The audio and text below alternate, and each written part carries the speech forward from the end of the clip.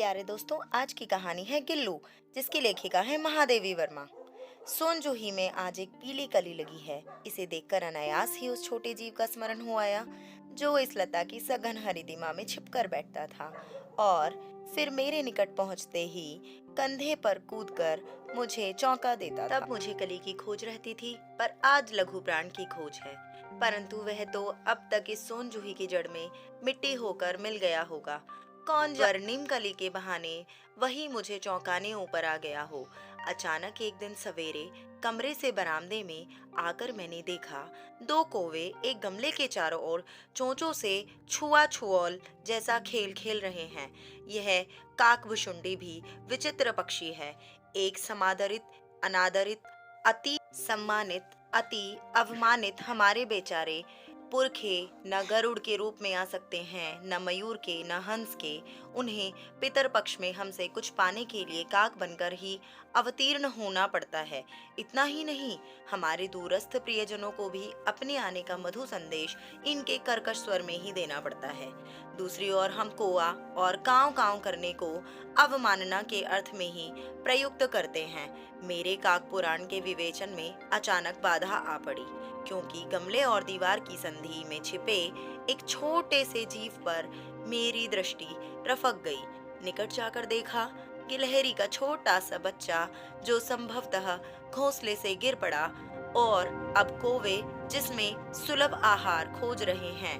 काकद्वय की चोंचों के दो घाव उस लघु प्राण के लिए बहुत थे, अतः वह निश्चेष्ट सा गमले से चिपटा पड़ा था। सबने कहा, कौवे की चोंच का घाव लगने के बाद यह बच नहीं सकता, अतः इसे ऐसे ही रहने दिया जाए। परंतु मन नहीं माना। उसे हौले से उठाकर अपने कमरे में लाई, फिर रुई से रक्त पोंछकर घावों पर पेंसिलीन का मरहम लगाया। रुई की पतली बत्ती दूध से भिगोकर जैसे तैसे उसके नन्हे में से मुंह में लगाई, पर मुंह खुल ना सका और दूध की बूंदें दोनों ओर ढुलक गईं। कई घंटों के उपचार के उपरांत उसके मुंह में एक बूंद पानी टपकाया जा सका। तीसरे दिन वह इतना अच्छा और आश्वस्त हो गया कि मेरी उंगली अपने दो नन्हे पंजों से पकड़कर नीले कांच के मोतियों जैसी आंखें इधर से उधर मटकाने लगा। 3-4 मास में उसके स्निग्ध रोए, झब्बेदार पूंछ और चंचल चमकीली आंखें सबको विस्मित करने लगी। हमने उसकी जातिवाचक संज्ञा को व्यक्तिवाचक का रूप दे दिया और इस प्रकार हम उसे गिल्लू कहकर बुलाने लगे। मैंने फूल रखने की एक हल्की डलिया में रुई बिछाकर उसे तार से खिड़की पर लटका दिया। वहीं 2 वर्ष गिल्लू का घर रहा। वह स्वयं हिलाकर अपने घर में झूलता और अपनी कांच की मनकोसी आंखें कमरे के भीतर और खिड़की से बाहर ना जाने क्या देखता समझता रहता था। परंतु उसकी समझदारी और कार्यकलाप पर सबको आश्चर्य होता था। जब मैं लिखने बैठती, तब अपनी ओर मेरा ध्यान आकर्षित करने की उसे इतनी तीव्र इच्छा होती थी कि उसने एक अच्छा उपाय खोजकर निकाला। वह मेरे पैर तक आकर सर से पर्दे पर चढ़ जाता और फिर उसी तेजी से उतरता। उसका यह दौड़ने का क्रम तब तक चलता रहता जब तक मैं उसे पकड़ने के लिए ना उठती। कभी मैं गिल्लो को पकड़कर एक लंबे लिफाफे में इस प्रकार रख देती, उसके अगले 2 पंजे और सिर अतिरिक्त सारा लघुगात लिफाफे के भीतर बंद रहता। इस अद्भुत स्थिति पे मैं कभी घंटों घंटों मेज पर दीवार के सहारे खड़ा रहकर वह अपनी चमकीली आंखों से मेरा सारा क्रियाकलाप यूं ही देखा करता था। भूख लगने पर चिक चिक करके मानो वह मुझे सूचना देता और काजू या बिस्किट मिल जाने पर उसी स्थिति में लिफाफे से बाहर वाले पंजों से पकड़कर उसे कुतरता रहता। फिर गिल्लू के जीवन का प्रथम वसंत आया। नीम चमेली की गंध मेरे कमरे में हौले हौले आने लगी।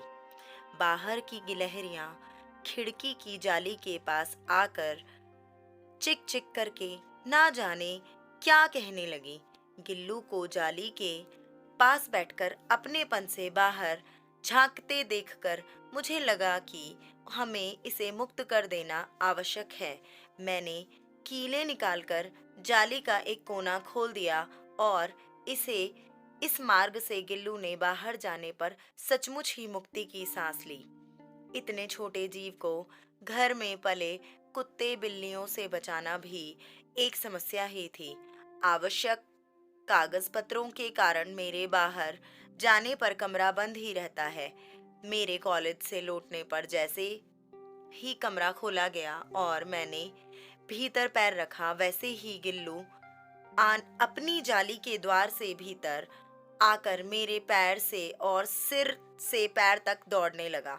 तब से यह नित्य का क्रम हो। मेरे कमरे से बाहर जाने पर गिल्लू भी खिड़की की ली जाली की राह बाहर चला जाता और दिन भर गिलहरियों के झुंड का नेता बना हर डाल पर उछलता कूदता रहता। और ठीक 4 बजे वह खिड़की से भीतर आकर अपने झूले में झूलने लगता। मुझे चौंकाने की इच्छा उसमें ना जाने कब और कैसे उत्पन्न हो गई थी। कभी फूलदान के फूलों में छिप जाता, कभी पर्दे की चुन्नट में और कभी सोनजूही की पत्तियों में। मेरे पास बहुत से पशु पक्षी हैं और उनका मुझसे लगाव भी कम नहीं है, परंतु उनमें से किसी को मेरे साथ मेरी थाली में खाने की हिम्मत हुई है, ऐसा मुझे स्मरण नहीं आता। गिल्लू इनमें अपवाद था।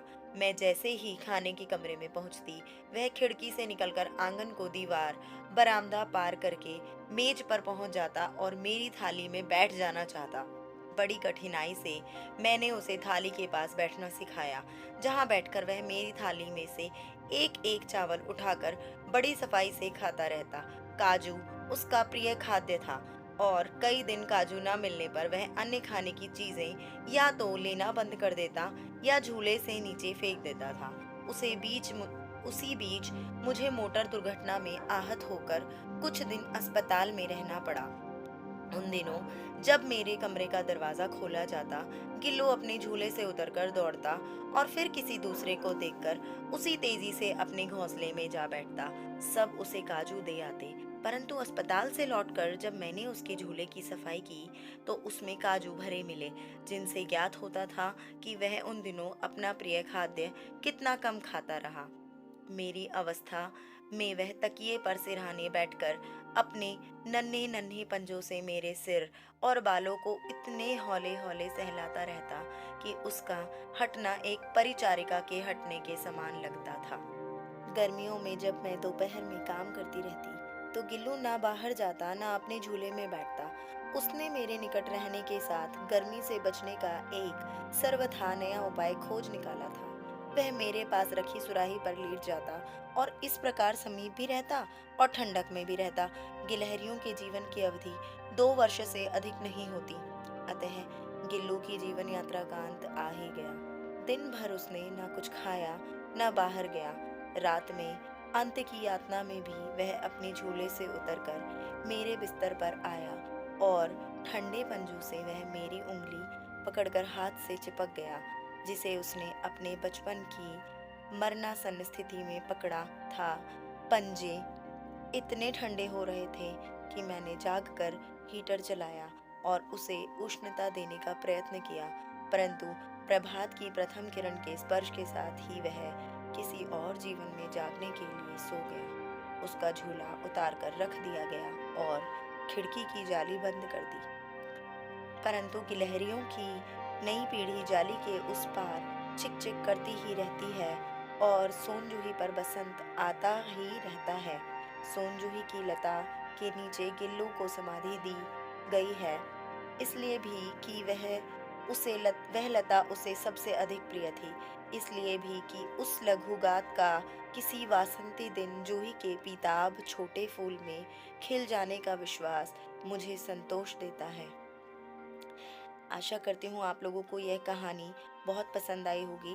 महादेवी वर्मा जी की सभी कहानियाँ बहुत मर्मस्पर्शी और शिक्षाप्रद होती हैं। इनको बहुत सारे जीव जंतुओं से प्रेम था और इनके पास बहुत सारे जीव जंतु थे। मैं इनके और भी कहानियाँ आपके साथ शेयर करूँगी। दोस्तों, अगर आपको मेरी कहानी पसंद आई हो तो प्लीज़ लाइक करें, सब्सक्राइब करें, please please please. Thank you so much.